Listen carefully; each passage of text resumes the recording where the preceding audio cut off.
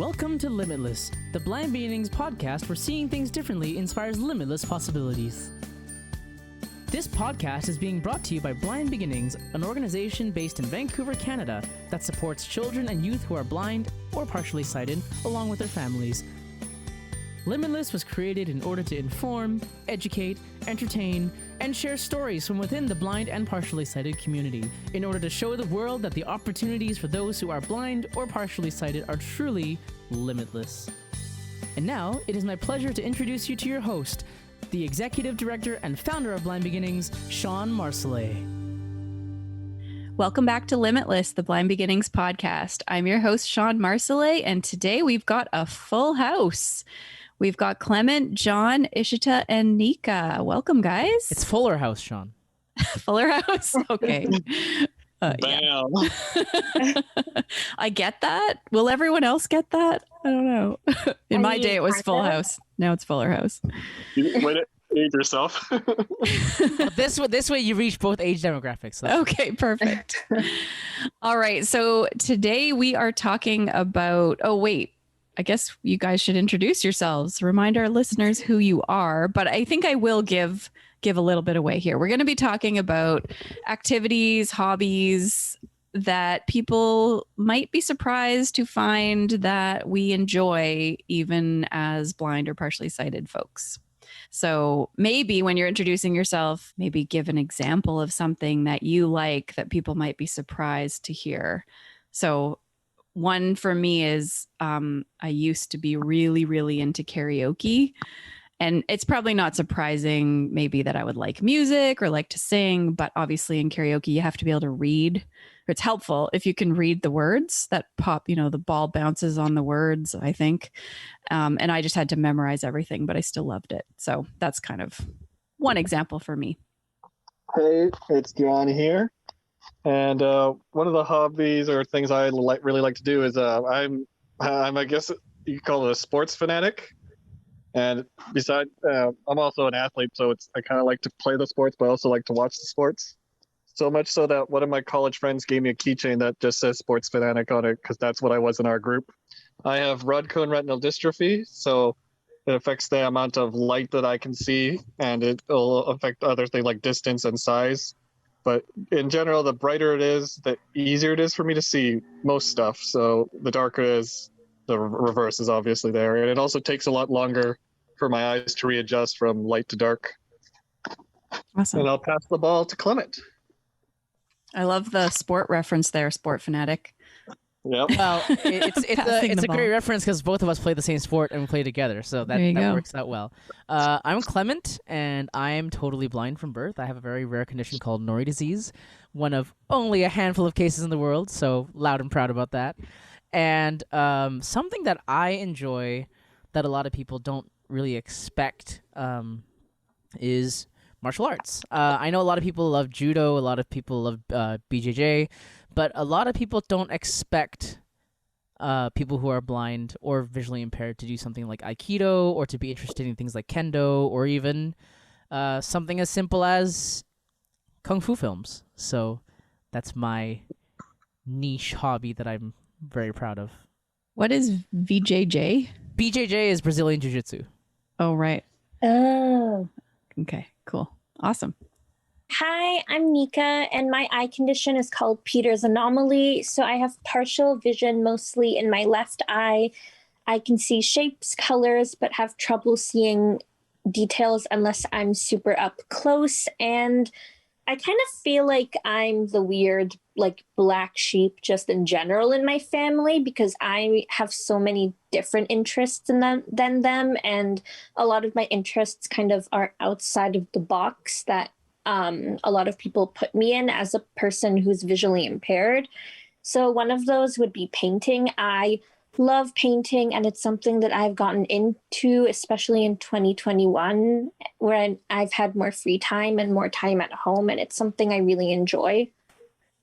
Hi, everyone. My name is Ishita, and I have a condition called cone rod dystrophy. So that primarily affects my central field of vision. I can see general shapes and colors, but have issues with seeing finer details. And I guess a couple of hobbies that we will be talking about today that I enjoy myself is gaming and watching anime. Maybe not everybody here is familiar with anime, but we're going to get into that and explain how all of us share some of these hobbies. Okay, before we go down the anime rabbit hole, which I feel like it's going to be a deep one, and I don't know anything about anime, so I hope to learn something. You know the word Pokemon, so you know anime. Oh, do I ever? Okay. Okay, that just tells me a lot. But before we go there, why did you guys want to talk about this on the podcast? I don't mean anime specifically. I kind of feel like I know why, but I like talking about anime all the time, so it's not. Anime was kind of what inspired this podcast episode. That is a good point. Because it's something that the four of us kind of bond over, and we've had multiple conversations about it. And then once at our Limitless meeting, we're like, hey, we should make an anime episode just as a joke. But then we're like, oh, but that's going to be too selective. And then we kind of branched it out to, hey, let's make it into a hobbies that we wouldn't expect blind people to do episode. Yeah, because I never would have gone for anime as a topic. So you guys are pretty smart. It's those sales pitch skills that we learn. Right. Blind beginnings. But also, I mean, I guess for me, the reason I liked the idea of the topic was just because I think there are some misconceptions about if you're blind, you probably wouldn't enjoy this or that.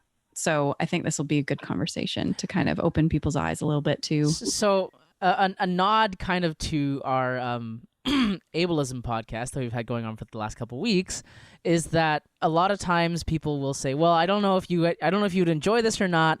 And so they would rather not, they would just not invite us to things or, ask us to watch something together. And so for me, I love this topic because I love being unpredictable and I love sharing things that people are like, oh, I didn't know that.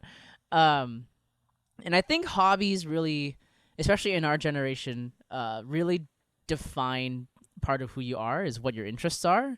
And so I think a lot of people kind of assume that people who are blind or partially sighted all have the same hobbies, or that, oh, well, my friend's really good at this, so you must be too because you're both blind. And it's like, well, no, not necessarily.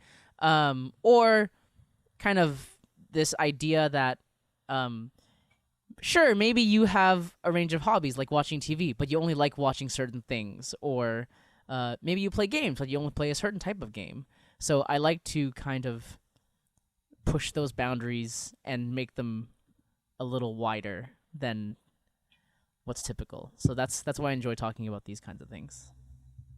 So we've kind of given people some ideas of some of the interests that we have that might be surprising. Should we just dive into those to start with and then kind of go from there? I feel like you guys are excited to talk about anime. Well, this might be the longest podcast we ever have. Oh no.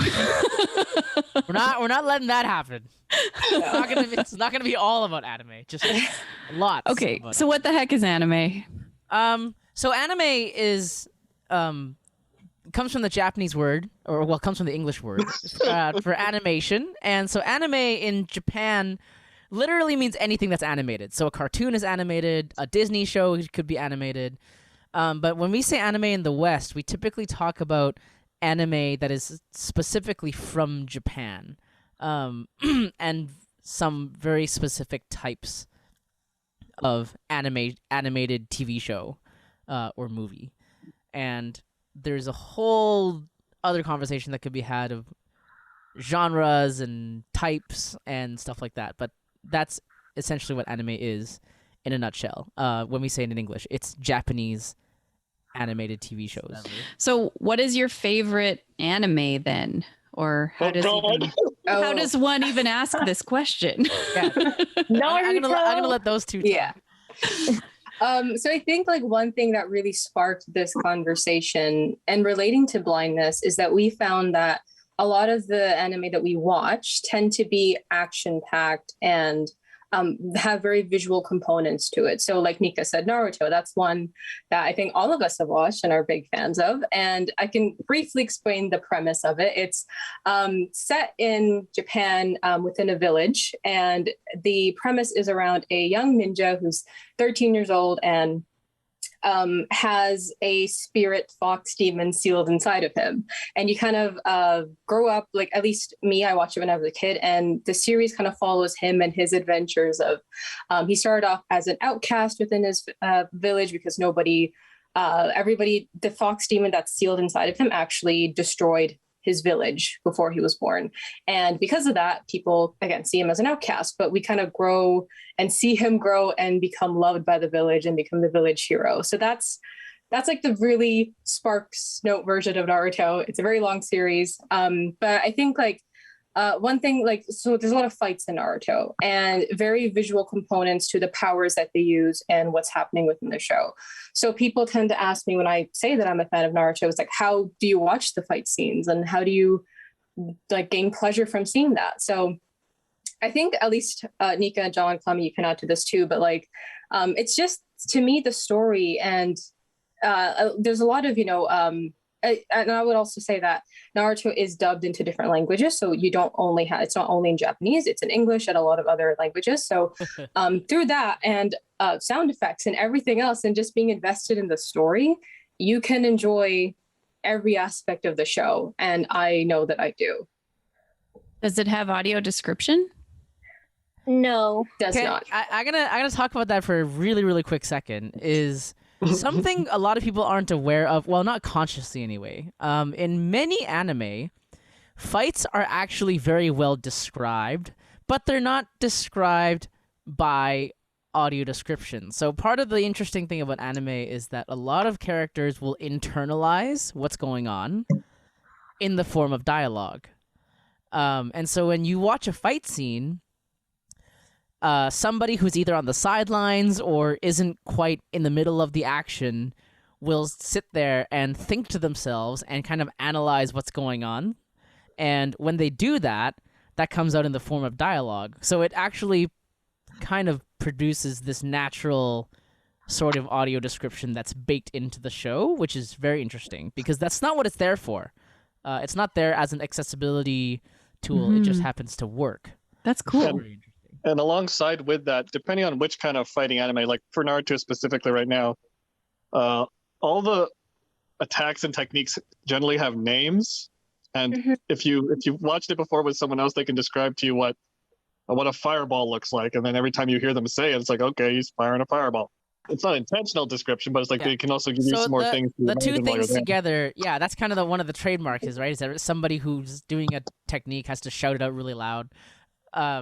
Which is super helpful if you can't see it, and if you know what the technique looks like. So those two things together, for me, at least, really kind of spark the interest in fight scenes because it's really cool to watch it and see how they kind of write those descriptions into dialogue. Yeah, there's also the sound effects too. Like when, for example, Rasengan versus Chidori, like they have very distinct sound effects when they're being activated. So even if they don't say what they're using, you can tell. Now you have to describe what those two techniques are. Oh no! So they're two different moves that two characters in the show use. These are just examples. So Rasengan Naruto himself uses, and it's like it's so hard to explain. It's a ball that feeds throws, basically. Yeah, it's like a ball of energy, I can say. And it's like it has a very like whooshing. It's like I think it's like based out of wind, so it has like a rotating whoosh sound.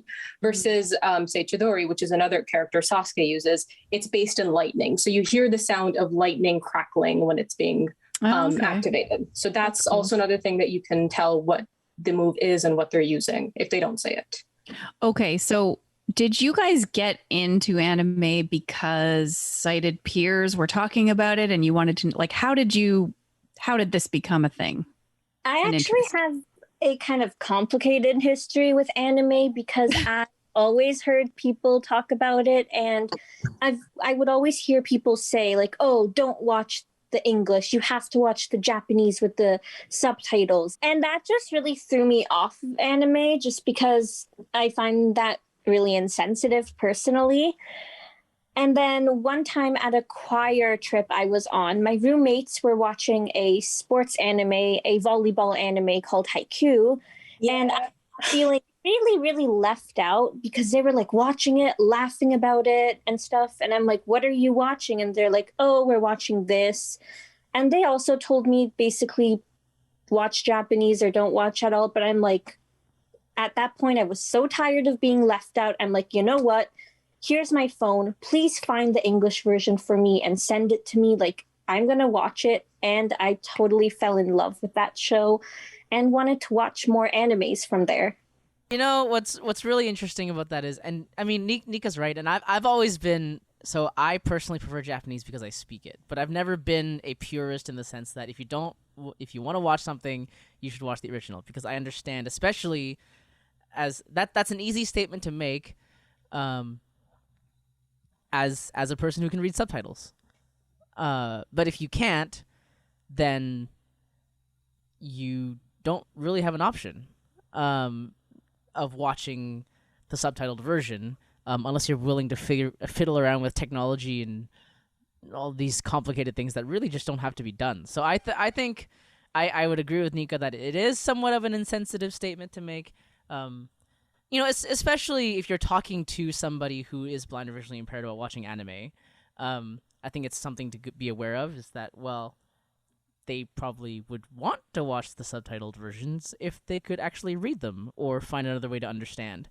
I have an interesting history with anime too, is that I grew up watching anime. I grew up watching Pokemon, Dragon Ball Z, Yu-Gi-Oh! So I'm I'm kind of aging myself too, but that's okay. Yeah, exactly. And I'm not, and there's one other person who gets it. So anyway, I didn't really know about the term anime as a word until my cousins started watching Naruto. So Naruto actually has a very interesting spot for me too. I love Naruto for a number of reasons, and one of the reasons is disability representation, but we'll talk about that in a second.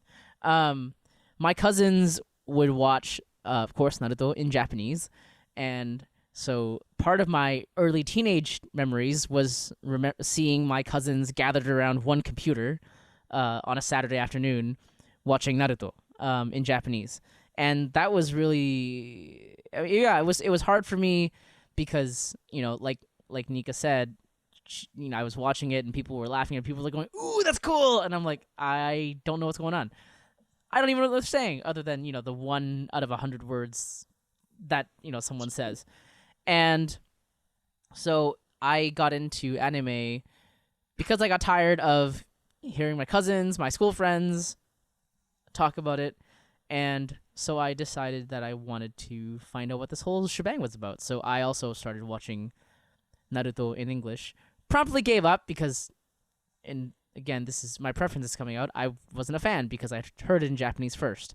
So that was how I got into anime, was through, not kind of the same way as Nika, through just watching people around me talk about it and wanting to find out for myself what this whole thing was about.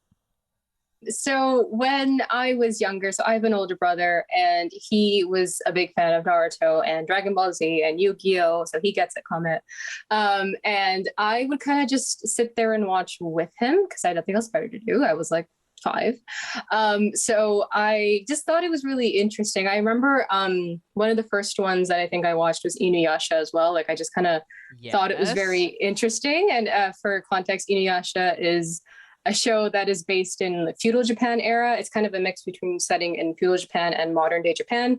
Inuyasha is a half dog demon, a half human, half dog demon. And Kagome, who is the other heroine in the story, she travels through time to Inuyasha's time through a well, like a magical well. So that's, again, people are probably like, what is this show? It's very interesting. It's a very old show. And fun fact, the dub was actually, I believe, made in Vancouver. So that was also a really cool thing to learn as well.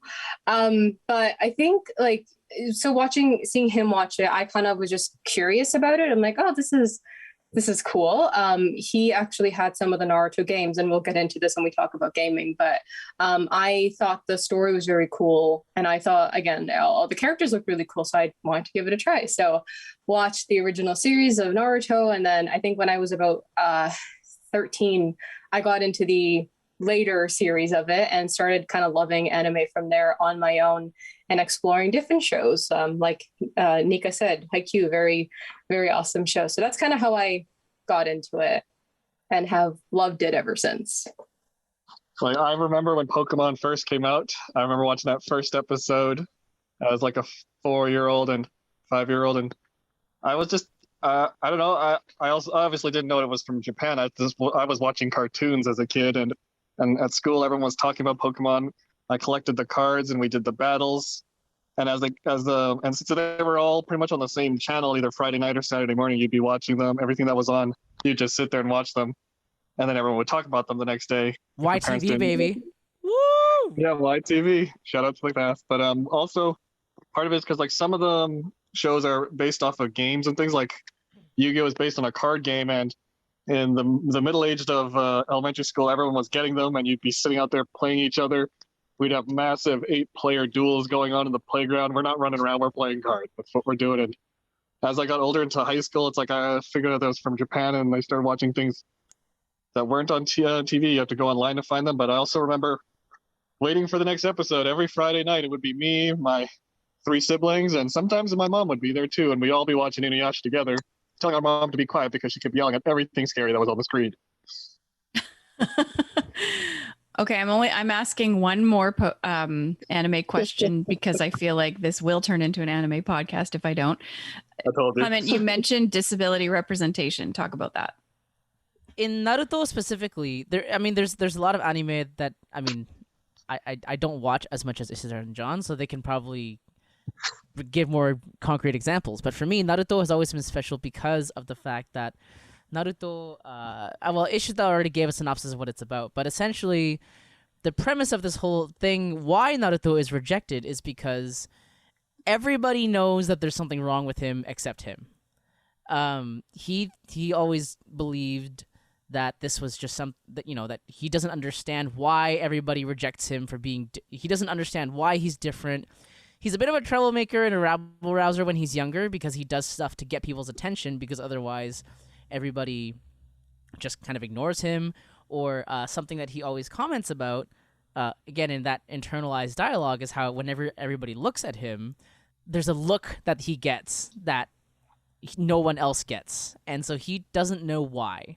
And so the whole idea of Naruto is him trying to overcome this mark, this flaw that makes him different than everybody else, and to prove himself and kind of show people that he can do more than be just an outcast that's defined by this spirit that lives in him that doesn't even show up a lot until later. And that's all. And him struggling to make friends. No one really likes him because, one, he causes trouble, but because of his checkered past and because he literally has a mark that makes him different than everybody else in the village.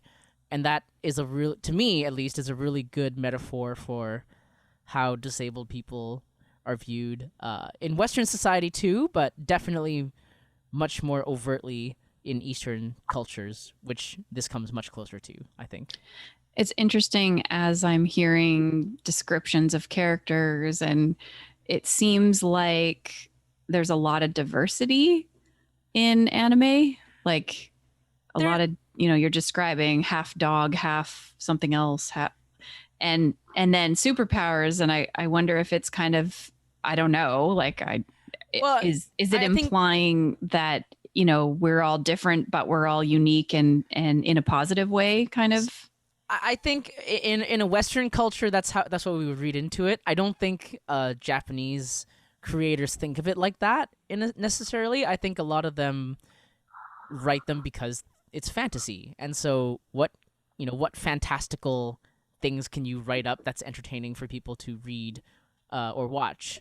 Yeah, that's no different than superhero comics. I mean, and Like in North America, it's like about Spider-Man, Captain America, Superman. Those are all superpowers. Yeah. And in Japan, like you pretty much they're the same idea, it's just in a different. And you can read diversity into superheroes as well. So that's a really interesting conversation all in itself about whether people think of it that way. And I think we would. I think if you read a lot of websites or forums that talk about anime from like a Western, like Canadian American perspective, you'll get messages like that, but not so much in Japan where it's purely entertainment and there's no real social commentary.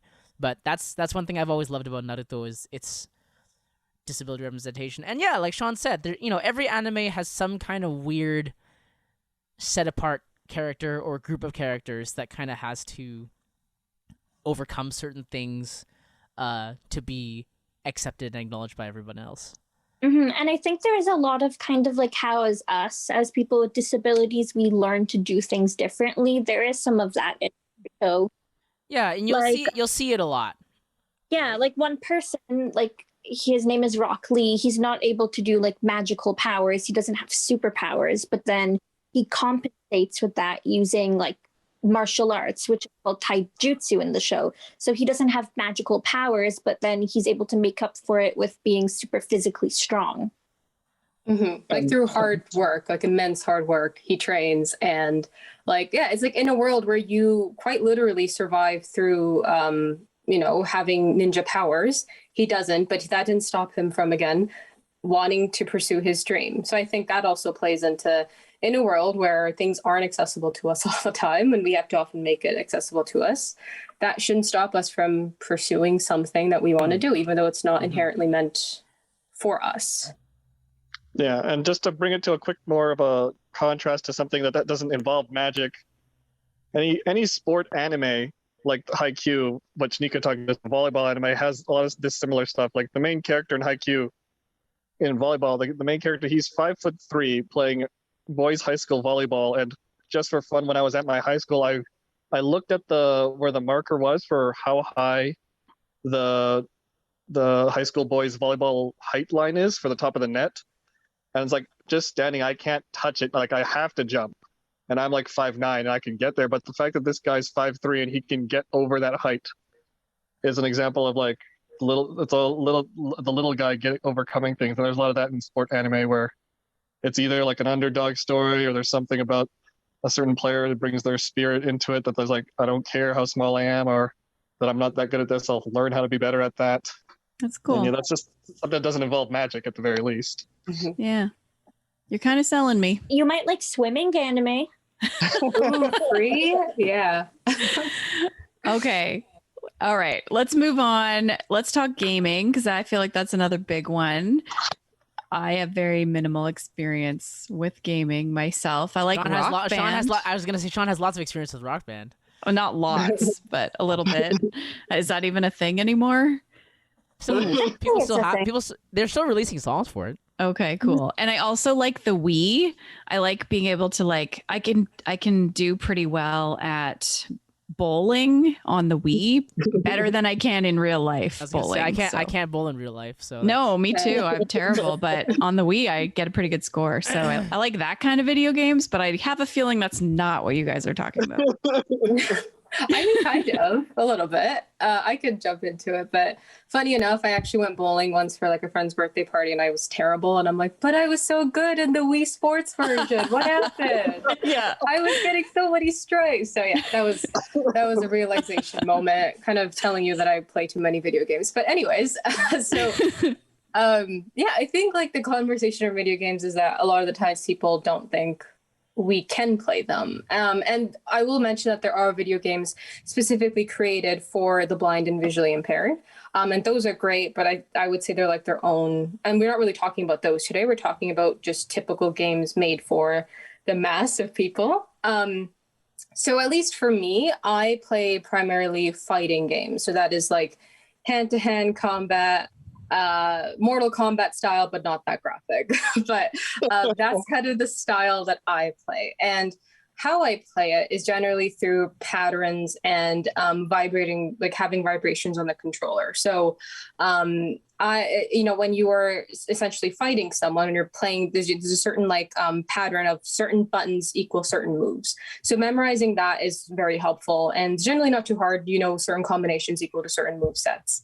Once you get those down, actually, once you have the vibrating controller on, and I've done it without, and it works quite as well, because a lot of sometimes there's, again, sounds associated with when you're getting hit versus when you're hitting someone, when you can distinguish between the two. But with the vibrating controller, you can tell when someone is attacking you and you can feel it. And then oh, I need to block, or oh, I need to step away, or whatever you need to do to get out of that situation. So it's like a matter of learning the patterns, understanding where you are through, again, certain means. And each game is different while you're playing it. But that's kind of the way of how I play fighting games. And I think there's a bunch of other games that I know a lot of other people play. Rhythm games is one of them as well. I think, Clement, do you want to talk about that a bit? Rhythm games are, so we already mentioned Rock Band. Which, for those who don't know, is... So Rock Band is a... some people call it a video game, some people call it a band simulator. And I like both terms equally, because what Rock Band is essentially is a group of people, 3 or 4 usually, with drum or guitar style controllers that play according to notes that flash on the screen that kind of fall from the top of the screen towards the bottom, and they hit a line. And before they hit the line, you have to hit the note with correct timing based on the song, which are usually real songs that have been produced from, and they can be classic rock, country, pop, metal, any style really, but they are actual songs. It's not just kind of short segments. And there's other games like Taiko Master, which is for all the weebs in this chat, myself included, because I like that game. I just haven't played it yet, and a few other ones. But rhythm games essentially Dance Revolution. Dance Dance Revolution is like the original rhythm game, which is unplayable, sadly, because there's no audio cue as to what to do. Yeah.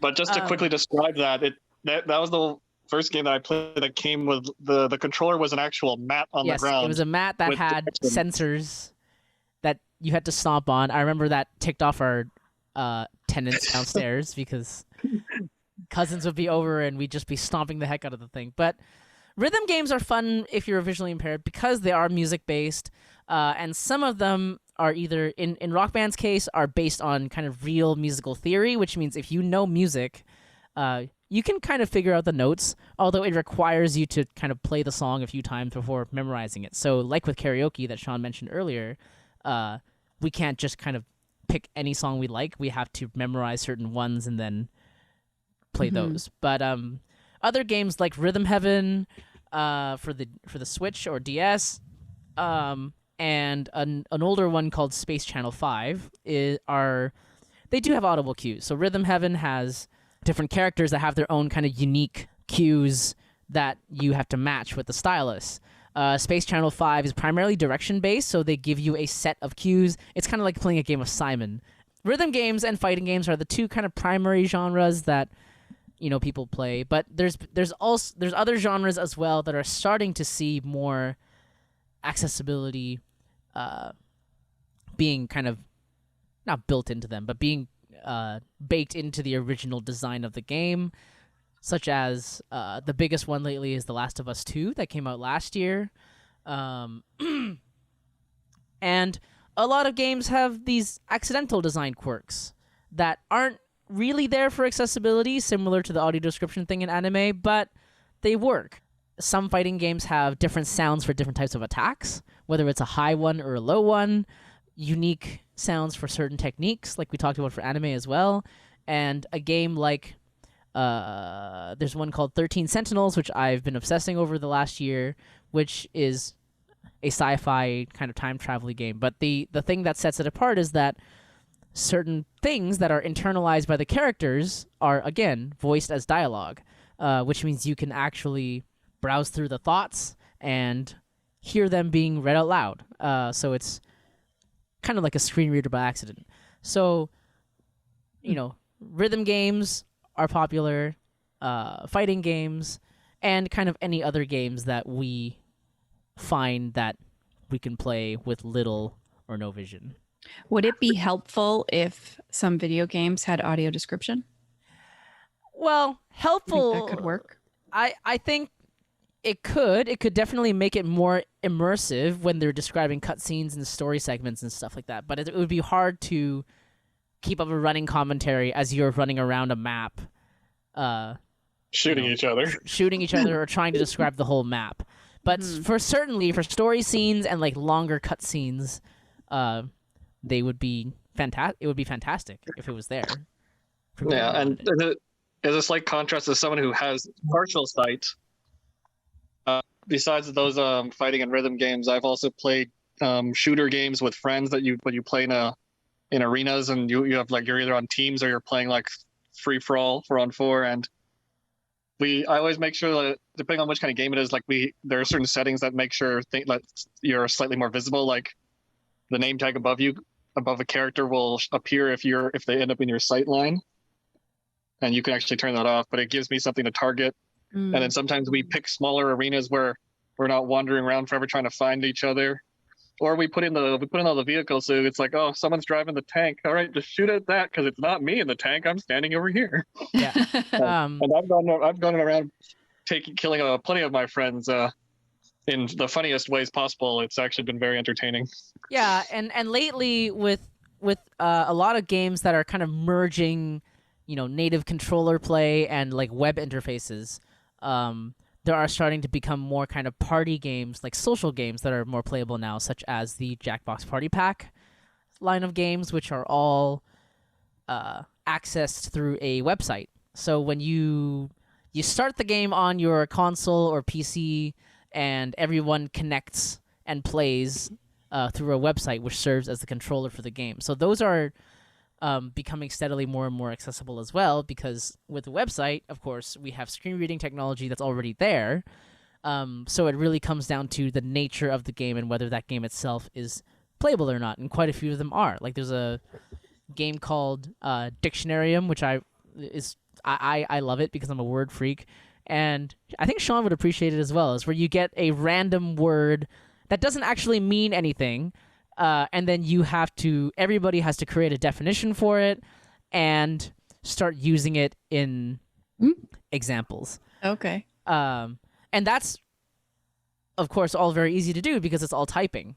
Right. So the only kind of commentary and sound you get is from the game, which is being hosted by somebody. Ideally, if it wasn't a pandemic, well, or even now, it would be around a group of people around a TV where you can see the screen and everybody's typing on their phones. Okay, so I think there are games now where you have a headset and you can talk to your friend while you're playing, right? Yeah. So if you were doing a game like that, could your friend fill in the blanks for you of the visual stuff? Yeah, so your friend can give you instructions, and like Ishita and I've done this quite a few times, and I think John probably has too, is where we've played games that don't actually lend themselves to being played by a blind person on their own. But if you have somebody else who's equally obsessed, or is willing to play through it with you, and and kind of do certain parts, then it's very doable. So yeah, there are some shooter games where you have cooperative modes. You're playing 2-player, and my younger brother, and I would just go through. And it's like, okay, I'm good. Like if we're running around trying to figure out where we're going, I can follow his character on the screen. And then if we're getting to a fight, I'm just going to be in front shooting at whatever I see while he stands behind shooting at all the stuff I don't see. Yeah. Right. And cool. for other games that don't have co-op modes, like single player games, like games like Persona or the Yakuza series, the Yakuza one is my example because I had a student who was here for a while who loved to game, and she didn't know anything about this series, and I introduced her to this game, and she fell in love with it. So what we ended up doing was we played through one of the games together, where she would run around, read all the dialogue because it was in Japanese anyway, all the dialogue that wasn't voiced, that is, and then I would take care of all the fights, or we would rotate between who fought when. So there's a lot of options as blind people to game. And I think for me that example with my student, it also helped a lot because as somebody who'd never met a blind person, I think it was, she would say, I think too, that it was eye-opening because she'd never thought that playing a video game with a blind person was something she would ever do. It's something that kind of opens more dialogue for us to be able to tell people, this is what we need. It's not too much. It's not as much as you think it is, and you get to have fun doing it. So I think that kind of video game, especially, whether it's co-op mode or whether it's a single-player game and just two people sitting together and playing it. And even if you play sports games, like you can play FIFA, like the soccer game, you can play with multiple players. Yep.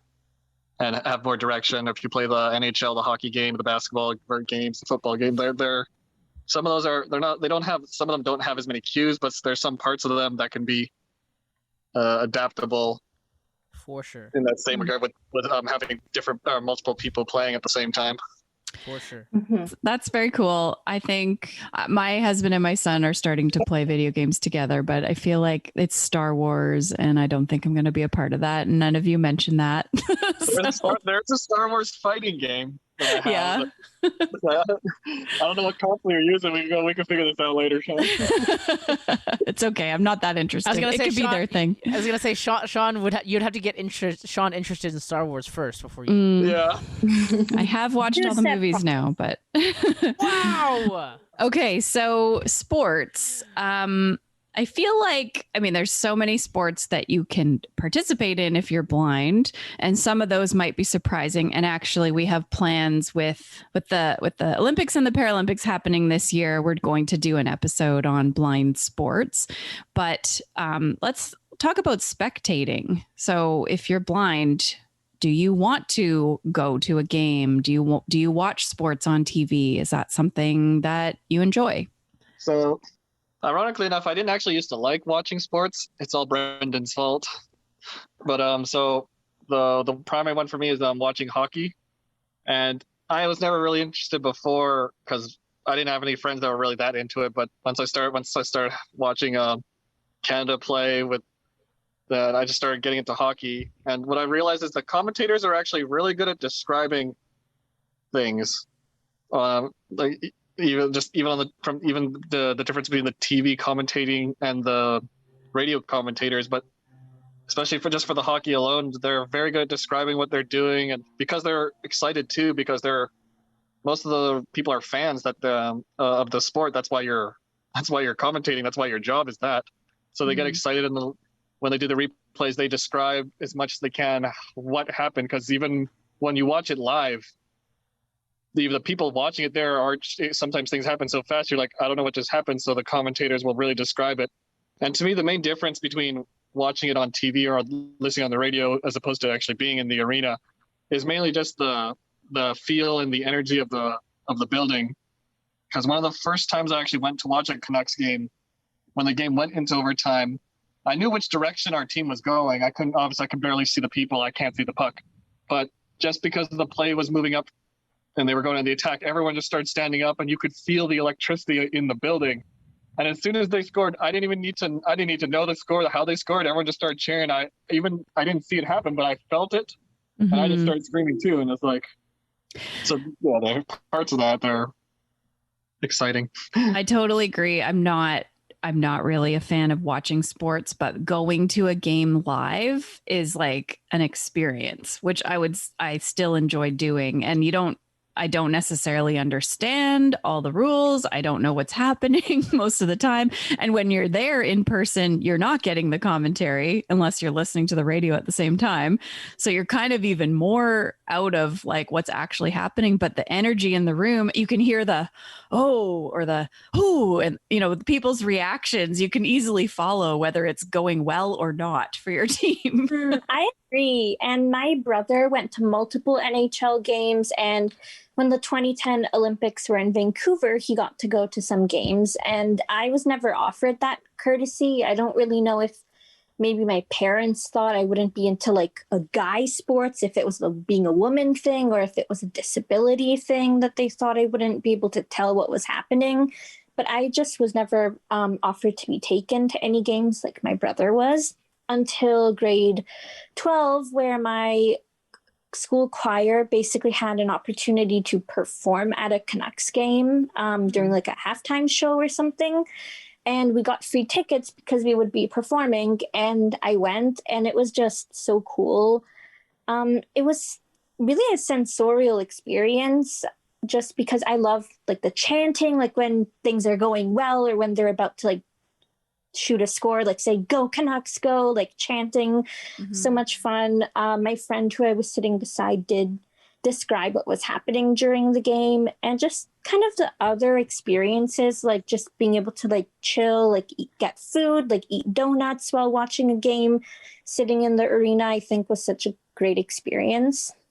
When I went to the last, I don't remember what year it was before COVID, obviously. When I went to the Canucks game then, obviously I was very excited. I hadn't been in a long time, so I went with my brother, and it was really great. Like you said, the atmosphere is completely different than watching it on the TV. But, and I don't know if other arenas do this, but I do know that Rogers Arenas does provide you with a headset, and it's just on one ear, so it's not that distracting. That connects you to the radio, that gives you live commentary. Really? Yeah. So you did have to ask for it in advance, and it was a little bit glitchy. It was something that they were just trying out at the time. And I don't know if they're giving it now, of course, because of, COVID, and they may not want to share it. And once things open up, it might be a thing that was there, but it is provided in case, and it was meant for people who are blind and visually impaired. So I thought that was really cool that they're implementing that, and it worked very well. It wasn't that distracting. Like you still felt like you were in the arena because, you could hear everything. It was just on the one ear. But you still got the commentary and you got what was happening. And it was a really great thing that I was really grateful that they did. That's so cool. I had no idea. That's awesome. I hope they're continuing it. I just got to say, but if that's something that can definitely be implemented in all arenas and all sports, that would be amazing. Cause it's like another added element to it as well. Yeah. And that's the cool thing, because the hockey, the commentary you get is basically, it's the live stream from either the TV or the radio. Yeah. Yeah, I should check that the next time I'm in some of the U.S. arenas for sure. But I was also going to say, part of that spectator spot, even if like the being in the arena is one thing, then when we do it, when you're like at home watching on the TV, you get the whole spectator thing and you get the replays. But if the best part of that is when you're with friends and you're sitting there and you're pretty much like, it's like you're at the arena, just you have your own, you didn't pay, you have your own private thing, but you still get that experience, and you get to hang out with your friends and talk about the games. If you're cheering for opposite teams, then it makes it even more like you're really at the game because you're cheering for other people. You're arguing with each other. And then depending on what sport you're watching, like if you're watching a fighting sport like boxing or the UFC Ultimate Fighting Championships, you get a little bit there. The description is obviously different, but for those sports, they're pretty good at describing like what's going on. Like if you're watching the mixed martial arts fights, they tell you what the other person's like. They tell you about their stats, their height, their weight, their style, their preferred. If you know what the moves are, like since I did wrestling in high school, I knew the names of these moves, some of the moves. So if I couldn't see some of them, I could picture that and stuff like that. And so much part of it connects you with other people too. Like when we were at the training camp for goalball for the national team, we on one of our nights off, we just sat there and watched some of the UFC fights. And it's just because like some people wanted to watch and it just gives something relaxing to do and talk about. That's completely different from what you're doing.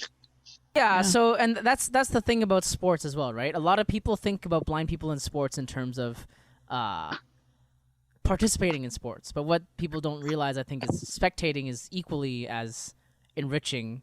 And equally as able to break down barriers as participating in sports together. So even if you don't do a sport, if you watch a sport with sighted people, or if someone with a disability watches sports with able-bodied people who can talk about it and they can just laugh and not, because they have this common interest, there is something to that and breaking down a lot of the barriers that we tend to find. And so one thing, now that John's talked about UFC, which is a great segue, I love this, is because I think as a blind person who is into martial arts and sports, one thing that I found interesting is that some of the sports that blind people participate in aren't really the most fun to spectate as a blind person. And one example of this is judo. I would love to do judo. I intend to, once the pandemic is over, I would intend to try it. But watching judo as a blind person is actually quite boring. I'm not saying that to slam judo. I'm saying that because there's not a lot of sound in judo. Unless you're right beside the ring and you can hear people moving on the mats. If you're sitting up in a booth or up in the stands, especially at a crowded competition like the Paralympics would normally be, people will be cheering and clapping and screaming and stuff like that. And so it's really not that interesting to watch. Great to participate in, not so much for spectating. And yet, it's the same thing with the opposite. There are sports and martial arts that are super fun to spectate as a blind person that might not necessarily be the most practical for us to do. And my personal example of this is kendo. I love kendo. I've always wanted to do it. Kendo, for those who don't know, is the Japanese equivalent to fencing with bamboo swords. But basically, I've always wanted to do kendo, and I've never been able to do it because teachers have never been accommodating or willing to. I haven't found that magical person who's willing to try yet. I've had people say, well, I want to try, but I'm not sure, and I'm skeptical, and I can't get past my skepticism. So the contrary to that is kendo is very audibly enriching. So like Nika said, it's a very sensorial experience because bamboo is, I don't, if anybody's ever touched bamboo or smacked two pieces of bamboo together, bamboo is very, very loud. And quite apart from bamboo, fighters will scream at each other. They will stomp when they attack. There's all sorts of the referees will call out which target is being hit when the point is given, stuff like that. And so it's actually very, very fun to spectate. I love watching kendo online right now because I haven't been able to go into any tournaments. But when you go watch tournaments, it's also equally as fun because you get to sit in the on the risers and watch people fight right in front of you, and you get to hear all of that.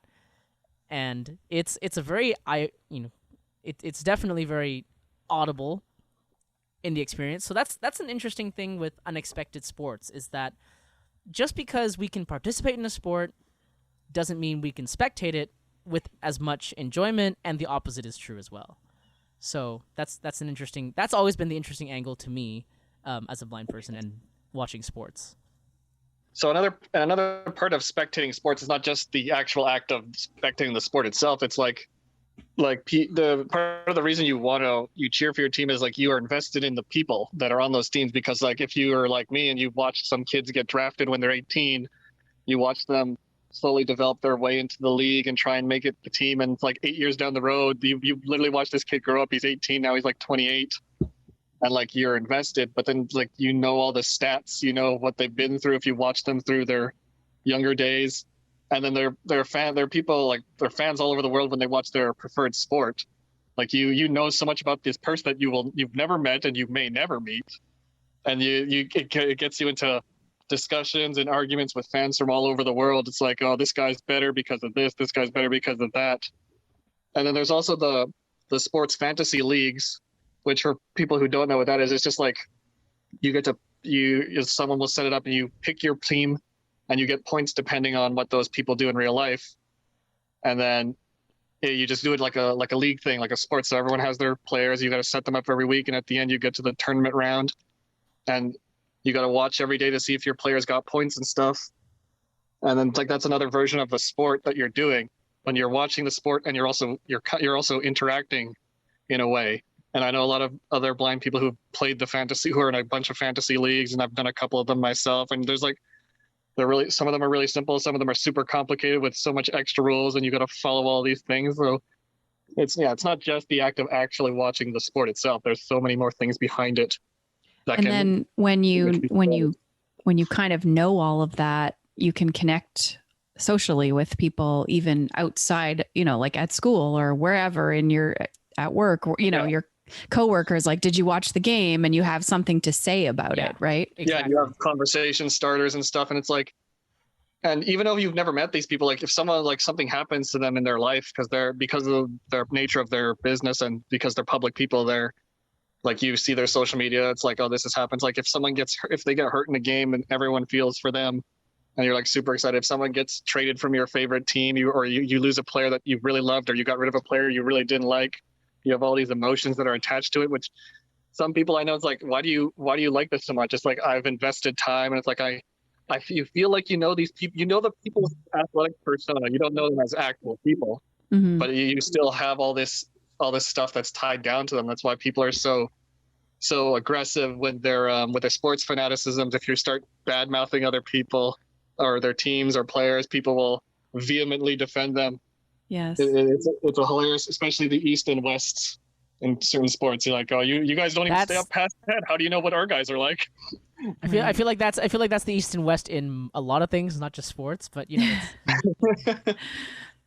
So I wanted to get this in. We've kind of moved along, but even if we aren't sports fans, we still want to be invited to the Super Bowl party, the Grey Cup party, right. I'll sit through the game because there's the social aspect. Right, there's usually good snacks. It's just food is the best part of sports. I'd rather be included, even if it's not my thing, than not invited because everybody thinks, oh, you're blind, you can't see the game. You probably wouldn't like this. For sure. Yeah, definitely. Because there's a whole cheering for things. There's like if you're that person who has no idea, it's like I'm just going to cheer for this team because you're all cheering for that team. That's going to mess with all of you. We're at a party. Well, I just cheer for my city or my province or my country. Like that's easy. I don't. Yeah, but I guess there's also an interesting point to that when, like, because of all these different leagues in the world, everyone has their city teams, and then when it comes to something like the Olympics or the World Cup, everyone jumps on their country, even if you've never ever watched that sport. Yeah. Like before Vancouver, I'd never watched curling, but I'm cheering for Canada all the way. Well, actually, I don't usually watch any kind of sports any time except during the Olympics and the Paralympics. And when the Olympics is on, I'm like constantly watching. So, okay, we could talk all day, it seems. And I know that there's probably lots of other hobbies and activities, but we do need to wrap this up. So maybe we can do you have any more you want to throw out there that you wanted to mention today? We're not going to talk about them necessarily, but just things that you really love that are maybe not what people would expect. Well, we actually do have an episode on this, so if you are more interested in hearing about it, you can check it out. But I love dance, and that's something that people wouldn't expect a blind person to be able to do. Staying on the artistic route, Nika mentioned painting before at the beginning, and I think similar to that is for me coloring. And it's not like coloring in the sense of like physically coloring. I do e-coloring like through an app, and actually, I'm able to zoom in and like do it through that way. So it makes it a lot more accessible for me because I can't paint to save my life at all.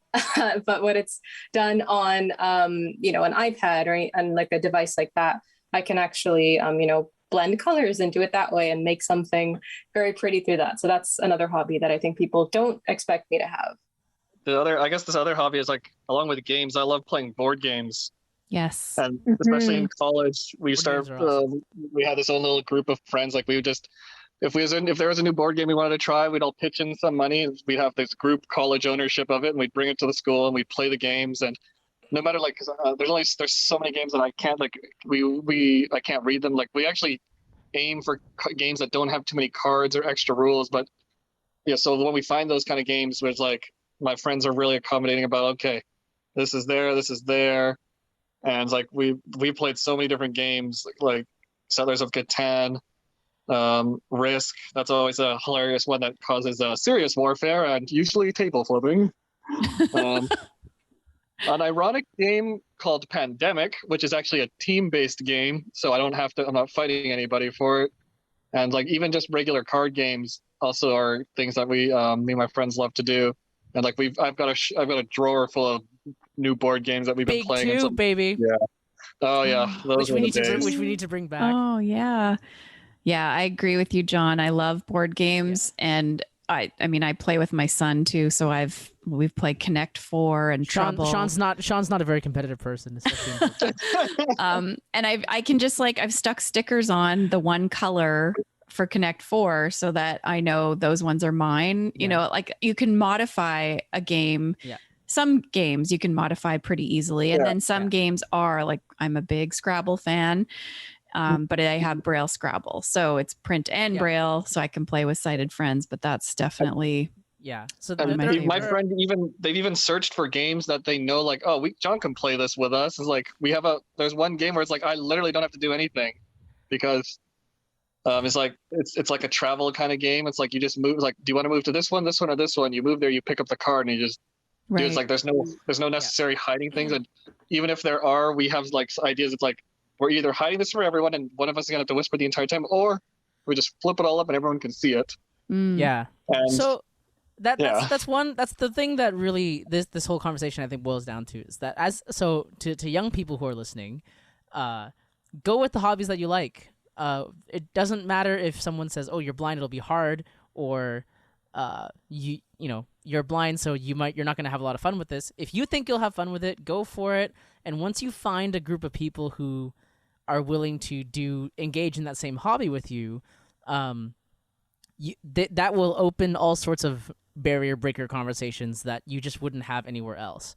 And I would encourage parents who are listening to do the same thing. If your child has a hobby that they want to get into, and if they have friends who are willing to engage in that hobby, whether that's board games or video games or sports or martial arts or any of the other things that we've talked about, encourage them to try it. And rather than, because sometimes they will find ways to do it that you just wouldn't ever think of, or reasons to do it that you just never think of, like spectating. So they might not be able to do the sport, but like with kendo, if it's an experience they enjoy watching or attending games or matches with, then all power to them, because there are things that like this will spark conversations that do have a much wider effect than just having something more to talk about. Awesome. Well, thanks, you guys. I learned so much today. You have opened my world to anime and video games and made it sound actually intriguing. So, we're gonna have a Blind Beginnings Anime and Video Games Day. Oh, okay. We're gonna tell Shawn everything she once we're allowed to gather again. And we're gonna, awesome. Well, thank you. Stations around the office. Thank you so much for being here, you guys. This was a great conversation. Thanks for having me. You've been listening to Limitless, the Blind Beginnings podcast. If you have a question, a comment, a topic request, please send us an email to limitless@blindbeginnings.ca. Share our podcast with a friend, subscribe, and please join us next time. This podcast has been brought to you by Blind Beginnings, an organization based in Vancouver, Canada, that supports children and youth who are blind or partially sighted, along with their families. Music for this podcast is composed by Shawn Bishop and Clement Chow. Production and audio editing by Rob Minot. For more information about Blind Beginnings and the work it does to support children and youth who are blind and partially sighted, along with their families, visit us on the web at www.blindbeginnings.ca, and also remember to follow us on Facebook, Instagram, and Twitter. We thank you for joining us, and we look forward to seeing you next time.